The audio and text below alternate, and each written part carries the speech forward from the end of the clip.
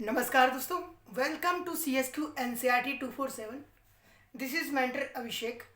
Today we are going to discuss कि हम कैसे हिंदी का जो हमारा यूपी बोर्ड एग्ज़ाम के 10th स्टूडेंट के लिए डिस्कस कर रहे हैं कि जो उनका एग्ज़ाम का पैटर्न होने वाला है, किस पैटर्न से कैसे क्वेश्चन आएंगे। या CBSE बोर्ड जो एग्ज़ाम का पैटर्न रहेगा क्वेश्चन का बिल्कुल सेम रहता है, सिर्फ मार्क्स में चेंज हो सकता है कि मार्क्स यहाँ पे 5 मार्क्स का तो वहाँ 7 मार्क्स का हो।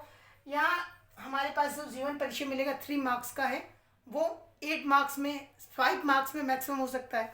बस सिर्फ नंबर का चेंजेस हो सकता है और जो हमारा पैटर्न रहेगा सेम रहेगा। और यहाँ पे कुछ बातें ऐसी डिस्कस करेंगे जो स्टूडेंट को दैट मीन कि हमें यहाँ पे कुछ ज़्यादा पढ़ना, कंटेंट ना पढ़ना पड़े और इजीली से हम समझ सकें कि हमें क्या कंटेंट तैयार करना चाहिए हिंदी में।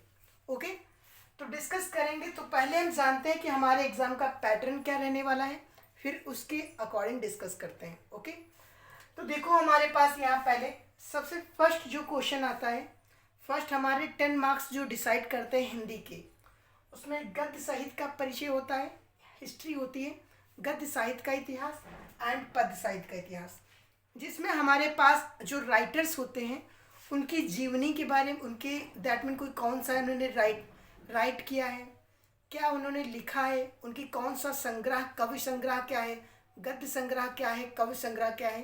उसमें एक एक डायरेक्ट पूछ लेता है कि सूरशावली किसने लिखा है, गबन किसने लिखा है, गोदान के राइटर कौन है, छायावादी कवि के 2 नाम बताइए। इस टाइप के हमारे शुरुआत के 10 क्वेश्चन आते हैं 10 मार्क्स में, जिसमें 5 मार्क्स आपके 5 नंबर होते हैं गद्य साहित्य में और 5 होते हैं पद्य दैट मीन्स कवि में। कवि साहित्य का इतिहास जो होता है 5 मार्क्स का, गद्य का 5 मार्क्स का। ठीक है, फिर नेक्स्ट जो क्वेश्चन नंबर 3 आता है, क्वेश्चन नंबर 3 में हमारे पास एक गद्यांश आता है। एक गद्यांश होता है, एक कुछ लाइनें लिखी होती हैं, वो हमारे हिंदी गद्य से होती हैं, दैट मीन की स्टोरी जो मोड हम पढ़ते हैं, स्टोरी की कुछ लाइन लिखी होती है, मिडिल से उठा के लाइन दे देता है, उन पे हमसे 3 क्वेश्चन पूछे जाते हैं। 3 क्वेश्चन होते हैं। फर्स्ट एक क्वेश्चन होता है कि किस चैप्टर से लिया गया, संदर्भ क्या है, क्या पूछा गया है, कहाँ से अवतरित थे, ये हमें लिखना होता है। दूसरा व्याख्या पूछ लेता है। एक क्वेश्चन जो होता है बहुत इजी होता है, जो उसी चैप्टर से रिलेटेड नॉर्मल उस हमारे पास जो पैसेज आता है, पैसेज गद्यांश जो आता है उसी के अंदर रिटन होता है, उससे पूछ लेता है। तो बहुत इजी होता है एक क्वेश्चन। और 2 क्वेश्चन में हमें समझना पड़ता है कि हमें अपने शब्दों में जो हमारे पास पैसेज आता है हिंदी का गद्यांश से, पैसेज हम कह सकते हैं, हमारे पास पैसेज आता है इंग्लिश के अकॉर्डिंग, उस गद्यांश पे हमें लिखना होता है कि उस गद्यांश को हम पढ़ के अंडरस्टैंड क्या कर रहे हैं, क्या समझ पा रहे हैं, किस कवि क्या कहना चाहता है, कवि क्या कहना चाह रहा है, राइटर लिखना होता है। सेम कवि से भी आता है, कवि से हमें 6 मार्क्स का मिलता है, सेम रिटर्न करना होता है, उसकी व्याख्या लिखनी होती है, संदर्भ लिखना होता है, प्रसंग लिखना होता है। संदर्भ में हम लिखते हैं, हमारे पास 3 पॉइंट रिटर्न करने होते हैं इसमें। अभी हम जब चलेंगे 1 बाय 1 तो और काफ़ी डीप से डिस्कस करेंगे। नेक्स्ट हमारे पास जीवन परिचय होते हैं। तो जीवन परिचय में देखो हमारे पास एक गद्य से होता है, एक कवि से होता है। मार्क्स जो होते हैं 3-3 मार्क्स होते हैं। 2 मार्क्स हमें मिलते हैं राइटर का नेम, राइटर की हिस्ट्री लिखने के बारे में। 1 मार्क्स होता है उसने कौन कौन सी कविता संग्रह, कवि संग्रह, पद्य संग्रह, गद्य क्या क्या संग्रह लिखा है, उस संग्रह का नाम लिखते हैं। रचनाएं उनकी जो होती हैं, रचनाओं को लिखने के हमें 1 मार्क्स मिलता है। सेम हमें पद्य से भी मिलता है 3 मार्क्स का, 3 मार्क्स का, 3 मार्क्स का। ओके, अब कौन कौन से आते हैं हमारे पास, मैक्सिमम फ्रीक्वेंसी रहती है कि आ सकते हैं, उनके बारे में भी डिस्कस करेंगे। फर्स्ट व्यू देख लेते हैं। नेक्स्ट जो हमारे पास आता है, संस्कृत से श्लोक होता है, ये संस्कृत का ही पार्ट उठा के दे दिया जाता है, उसे कहता है ट्रांसलेट कीजिए, हिंदी में ट्रांसलेट करना होता है, अनुवाद करना होता है। और संस्कृत से हमारे पास 4 प्रश्न होते हैं, 4 प्रश्न से हमें 2 प्रश्न का उत्तर देना होता है, प्रश्न उत्तर आते हैं। टोटल जो आता है दोनों मिला के हमारे पास 6 मार्क्स का होता है, 6 नंबर में आता है संस्कृत से, जिसमें अनुवाद करना होता है और 2 क्वेश्चन के आंसर देना होता है। वो 2 क्वेश्चन हमारे किसी भी चैप्टर से आ सकते हैं संस्कृत के। ओके, नेक्स्ट देखो यहाँ पे व्याकरण से मैक्सिमम जो यहाँ पे आपका मार्क्स गेनिंग चैप्टर है हमारा व्याकरण, ग्रामर है। ग्रामर में 25 मार्क्स का पार्ट्स होता है, बहुत इजी होता है कि अगर आप लास्ट में 50 डेज भी छोड़ दीजिए, लास्ट के 5 डेज अगर आप बार बार एक कोई भी आप उठा लीजिए नोट, स्टैंडर्ड नोटबुक 10th की, वो सारे हमारे पास जो रस हैं, अलंकार हैं, संधि विच्छेद है एंड बहुत अलंकार, उपसर्ग, तत्सम, संधि विच्छेद, पर्यायवाची, वचन, विभक्ति। जैसे कि आजकल जो ट्रेंड चल रहा है तो नदी का पूछा जाता है, विभक्ति हमसे पूछ लेता है, वचन और विभक्ति पूछता है तो नदी का पूछता है। तो आप किसी एक का पढ़ लीजिए, राम का पढ़ लीजिए। हम जो पढ़ते हैं रूप पढ़ते हैं, रूप कि राम रमो रमा, रामम रमो रमान पढ़ते हैं, किसी एक का पढ़ लीजिए, नदी का पढ़ लीजिए या राम का पढ़ लीजिए, उसी के अकॉर्डिंग आप सेट कर लेंगे। ठीक है, यहाँ से हमें 25 मार्क्स मिलते हैं। निबंध में हमारे पास 6 मार्क्स का होता है। 6 मार्क्स में एक आपको निबंध में सजेस्ट करूंगा यहाँ पे कि पॉल्यूशन पे एक निबंध आप तैयार करके जाइएगा कि प्रदूषण की समस्याएं क्या है, उपाय क्या है, हानि क्या है। हेडिंग में डालेंगे आप, काफ़ी अच्छी हेडिंग बना के डालिएगा। अच्छा मार्क्स गेनिंग हमें मिलेगा निबंध से। एक खंड काव्य आधारित प्रश्न आता है जिसमें हमारे पास जो आपके सब्जेक्ट में होता है, हर हम बोल सकते हैं कि डिस्ट्रिक्ट का अलग अलग होता है। जैसे कि कहीं भारत भारती चलता है, कहीं कर्मवीर भारती होता है, कहीं सुभाष चंद्र बोस के बारे में होता है। तो एक खंड काव्य पे आधारित प्रश्न आता है। टोटल देखते हैं तो हमारा ये 70 मार्क्स का पेपर होता है यूपी बोर्ड के लिए। सेम आपका सीबीएसई बोर्ड या आप other Bihar board etcetera board देख सकते हैं, मार्क्स का कुछ चेंजेस हो सकता है, पैटर्न सेम रहता है बिल्कुल। कि हमारे पास गद्य का इतिहास आएगा, पद्य का आएगा, गद्यांश आएगा, पद्यांश आएगा, 2 जीवन परिचय होंगे। बिकॉज ये फिक्स है, एग्जामिनर के लिए भी फिक्स है, उसमें से अलग दे क्या सकता है कि यही उसके पास गिवन है। संस्कृत से हमारे पास एक ट्रांसलेशन आता है और एक हमारे पास 2 क्वेश्चन आते हैं, ये भी फिक्स है, इसमें भी कोई चेंजेस नहीं कर सकता। एक तरीके से आप समझना चाहो तो इस स्टैंडर्ड पे ये पेपर आपका आउट हो जाता है। दैट में आपको क्लियर होता है कि यही आएगा। आपकी नोटबुक है, नोटबुक आपने जो चैप्टर पढ़ लिया उसी से आएगा। अब आप पे डिपेंड करता है कि आप उस चैप्टर में भी कुछ चैप्टर को हम छोड़ सकते हैं, ये अंडरस्टैंडिंग आप पे डिपेंड करती है। आपके सर बताते हैं कि ऐसे पढ़ो, उसी के बारे में हम डिस्कस करेंगे। ओके, अब चलते हैं हम फर्स्ट से। ओके, ये आपने व्यू देख लिया होगा यहाँ पे कि क्या क्या हमें करना है। ठीक है, किस किस मार्क्स, कितने कितने मार्क्स का कौन सा चैप्टर कहाँ से कितने मार्क्स गेनिंग है। आप सोच सकते हो कि हमें इसमें कितना स्कोर करना है, उसके अकॉर्डिंग आप तैयारी कर सकते हो। अब चलते हैं क्वेश्चन पे, कितने कहाँ से मार्क्स हम गेन कर सकते हैं हमारे लिए जो इजी होगा वो मैं बताता हूँ आपको। ठीक है, क्योंकि इतना तो हमारे पास नॉलेज है ये कि आपको हम समझा सकें। ओके, तो देखो, हिंदी गद्य साहित्य का इतिहास और हिंदी पद्य साहित्य का इतिहास, इसे अगर आप 2 से 3 बार रिपीट कर ले, ज़्यादा नहीं, मैक्सिमम 10 से 15 पेज में दोनों हमारा गद्य साहित्य का इतिहास, पद्य साहित्य का इतिहास आ जाता है। कुछ नहीं करना, आपको लगेगा सर याद नहीं हो रहा है, पढ़ोगे तो लगेगा सर हम इतनी रचनाएं पढ़ रहे हैं, हमें याद नहीं हो रही रचनाएं। मुझे भी नहीं होती थी आपके लेवल पे, बट उनको जब आप 2 से 3 बार, जब हम 5 डेज 4 बार पढ़ लोगे ना, तो बाद में जब आपके पास क्वेश्चन आएगा तो ऑप्शनल क्वेश्चन होगा, तो उसमें डायरेक्ट हमसे पूछेगा रचना कौन किया। कभी कभी ऑप्शनल होता है, कभी कभी 1 नंबर में डायरेक्ट पूछता है। तो अगर कभी हमें कह सकते हैं कि बाई चांस अगर ऑप्शनल में आ गया तो ऑप्शन तो दे रखा होगा हमें, हम तो इजीली से लगा सकते हैं। अगर ऑप्शनल आ गया तो हम इजी से लगा सकते हैं ना, तो ये चांस हम क्यों छोड़े। तो 4 से 5 बार रिपीट कर लो, और 4 से 5 बार जब पढ़ोगे तो लमसम में आपको याद ही हो जाता है कि जब वहाँ पे एग्ज़ाम हॉल में आपके पास क्वेश्चन आएगा कि ये रचना किसकी है, तो आपके माइंड में तुरंत टैकल कर जाएगा कि हाँ ये रचना तुमने पढ़ा था, किसकी है। ओके, मैक्सिमम पूछ लेता है कि 2 छायावादी कवि के नाम लिखिए, उसमें आप किसी भी छायावादी कवि के नाम लिख सकते हैं। ये जरूरी नहीं कि आप जयशंकर प्रसाद, महादेवी वर्मा, अगर 2 हमने पढ़ा है अपनी बुक में तो हम वही लिखेंगे। छायावादी कवि आपने कवि पहले पढ़ा 9th में, उनके भी नाम लिख सकते हो, छायावादी कवि होने चाहिए। रीतिकाल के कवि, भारतेंदु युग कब से स्टार्ट हुआ, ये युग जो बटा हुआ है इसके बारे में पढ़ लेना। यहाँ से मैक्सिमम कम से कम आप गेन करोगे तो 10 मार्क्स से आप 6 मार्क्स गेन कर सकते हो बहुत ईजिली। ज़्यादा नहीं पढ़ना है, बस रिपीट करना है। मैं कहूँगा याद नहीं होगा, गद्य साहित्य पद्य साहित्य बार बार पढ़ोगे तब जाके, काफ़ी टाइम दोगे तब याद होगा, लेकिन लास्ट टाइम में आप रिपीट ज़रूर कर लेना। 3 से 4 बार 5 बार जितनी बार रिपीट कर सकते हो रिपीट कर लेना। ठीक है, गैप दे दे के रिपीट कर लेना, तो कम से कम आप 6 मार्क्स गेन कर लोगे यहाँ से। ओके, अब चलते हैं हम गद्यांश पे और फिर पदांश पे। ओके, गद्य में और पद में। तो यहाँ पे देखो हमारे पास 3 प्रश्न होंगे, एक पदांश आएगा, एक गद्यांश आएगा। मैं ये चैप्टर नहीं बताऊंगा बिकॉज किसी भी चैप्टर से आ सकता है, उसमें हमें ये इतना नीड भी नहीं है कि हम चैप्टर पे ध्यान दें, 3 चैप्टर पढ़ना छोड़ दें, क्योंकि ये इतना बहुत ईजी होता है, बहुत ही ईजी लेवल का होता है ये। इसमें करना क्या होता है, देखो 3 क्वेश्चन आपके पास आते हैं। एक में हमसे नॉर्मली कुछ भी पूछ सकता है कि राइटर नेम क्या है, संदर्भ क्या है, एनीथिंग पूछ सकता है। एक क्वेश्चन हमारा जो पैसेज गिवन होगा हिंदी का गद्यांश, उसी से पूछेगा कि इसमें ये क्या हो रहा है, कि कौन कहाँ जा रहा है, उस पैसेज से रिलेटेड उस चैप्टर की स्टोरी से पूछ लेता है क्वेश्चन, एक क्वेश्चन। तो वो तो आपका इजी सॉल्व हो जाएगा।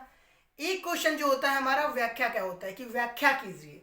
तो व्याख्या करने में कुछ नहीं करना होता। यहाँ पे स्टूडेंट बहुत कंफ्यूज होते हैं कि सर हम कैसे इतना नोट करेंगे, हम रट्टा करने लगते हैं, रटने लगते हैं, उसे मगअप करने लगते हैं। तो मगअप नहीं करना है।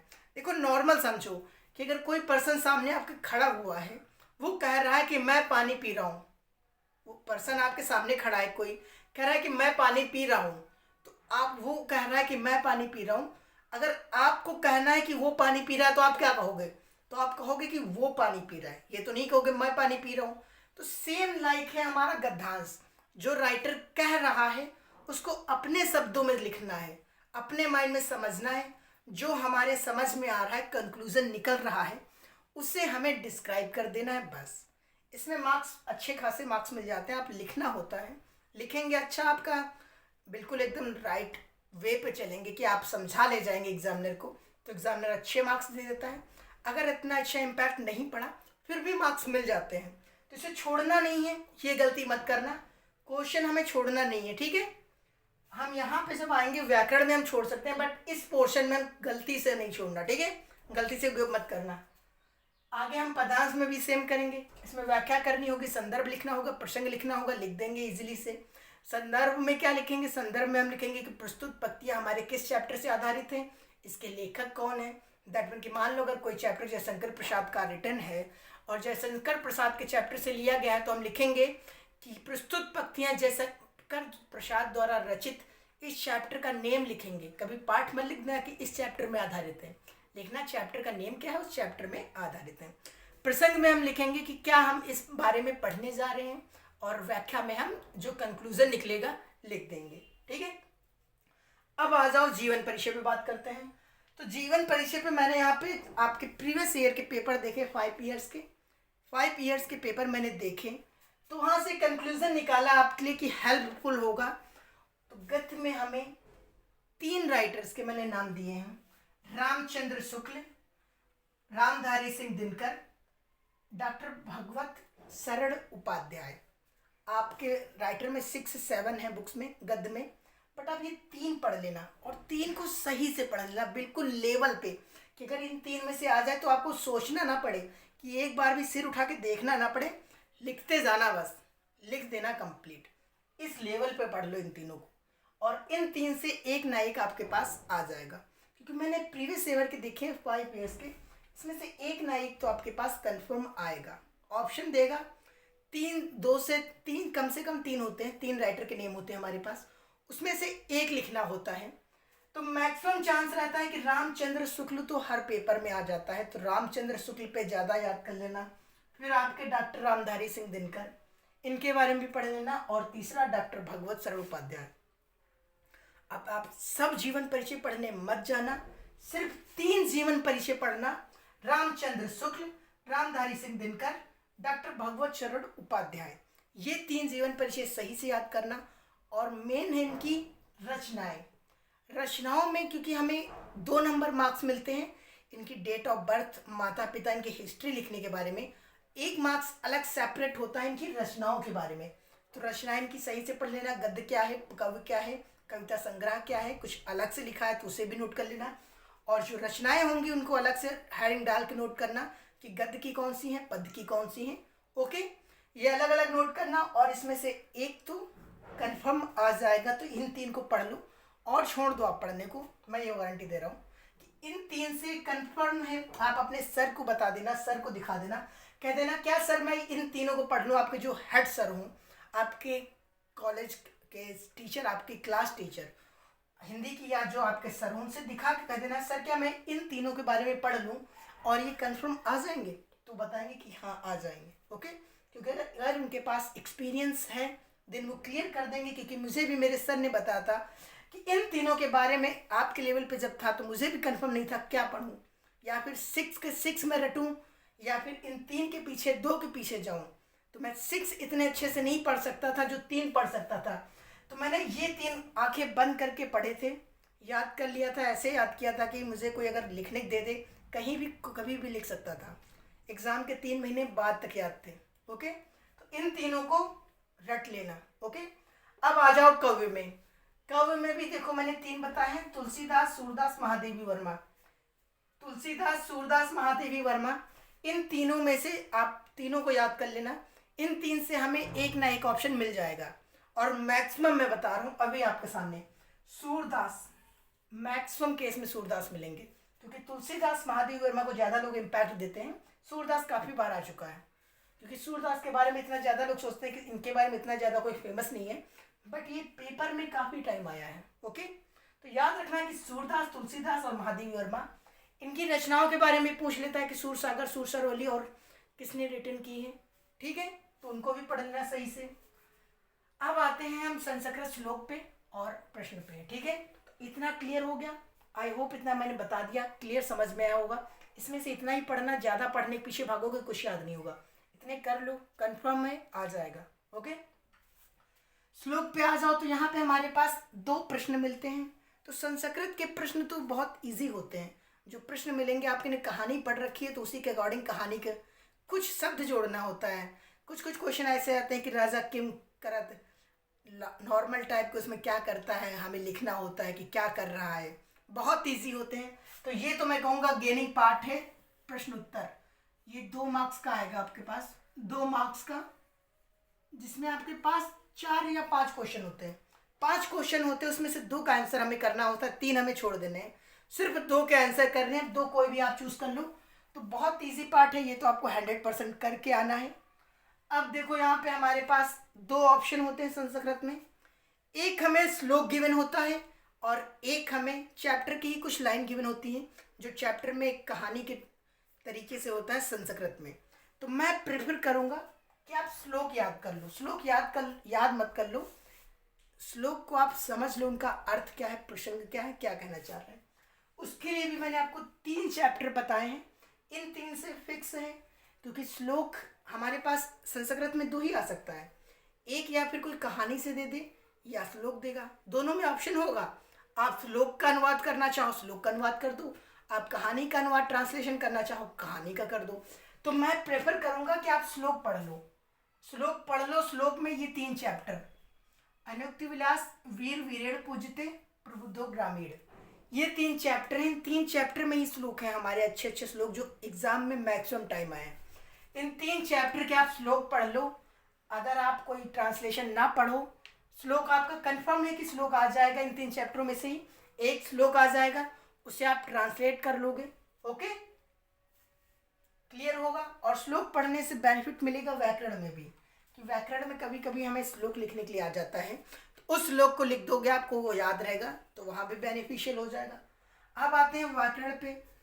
मैक्सिमम मार्क्स गेनिंग चैप्टर और मार्क्स लूजिंग, ये डिसाइड करता है कि जो हमारी स्टूडेंट है 10th क्लास के, उनमें से कौन टॉपर की लिस्ट में जाएगा और कौन मिडिल में रह जाएगा।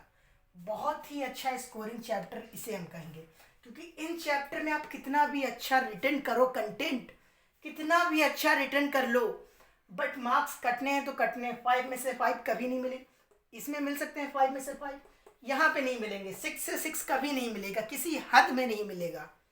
मैक्सिमम 5 तक जा सकते हो, 5 नंबर तक। सेम है जीवन परिचय में भी, आप फुल मार्क्स कभी नहीं पा सकते।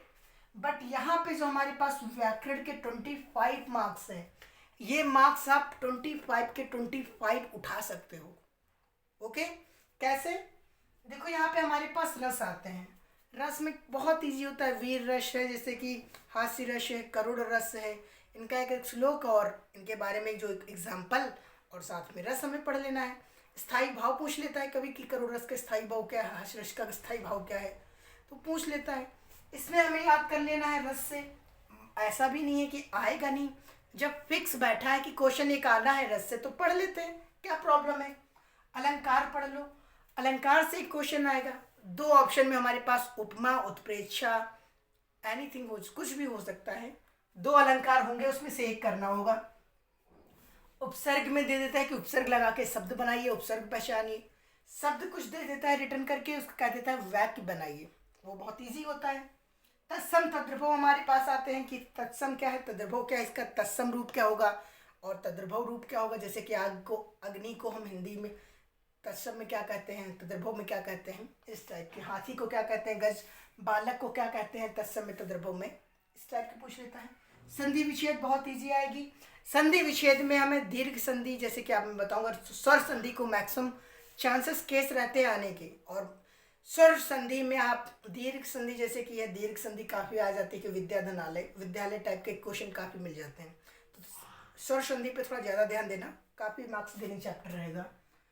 पर्यायवाची वचन ये पढ़ते रहना, रिपीट करते रहना, अच्छा मार्क्स गेनिंग चैप्टर रहेगा। विभक्ति, फिर निबंध में मैं सजेस्ट करूँगा कि पॉल्यूशन पे, प्रदूषण पे रोकथाम के उपाय, प्रदूषण के कारण, प्रदूषण की हानि क्या हो रही है, रीज़न क्या है, उपाय क्या कर सकते हैं, कंक्लूजन सब पढ़ लेना। एक पॉल्यूशन पे और एक पढ़ लेना दैट मीन कि देखो अभी हमारे पास जैसे कि कैसा चल रहा है कि एक हम पढ़ सकते हैं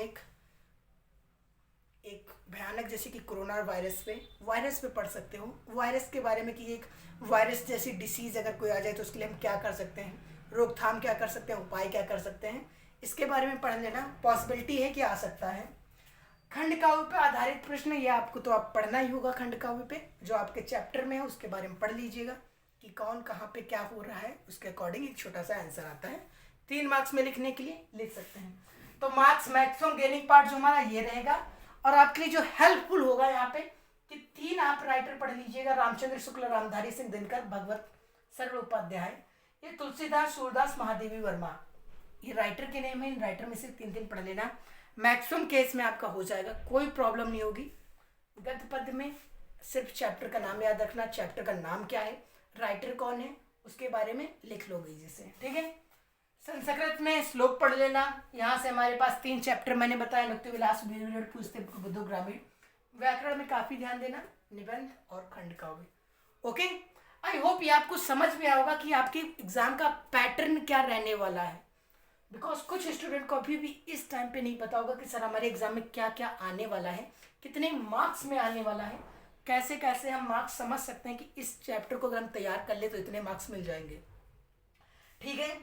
सीबीएसई बोर्ड या इधर बोर्ड में पैटर्न सेम रहता है, सिर्फ मार्क्स का चेंज हो सकता है कि मार्क्स चेंज हो सकते हैं कि मार्क्स यहाँ 5 मिल रहे हैं तो कुछ कम या ज़्यादा इंक्रीज कर सकते हैं, पैटर्न सेम रहने वाला है।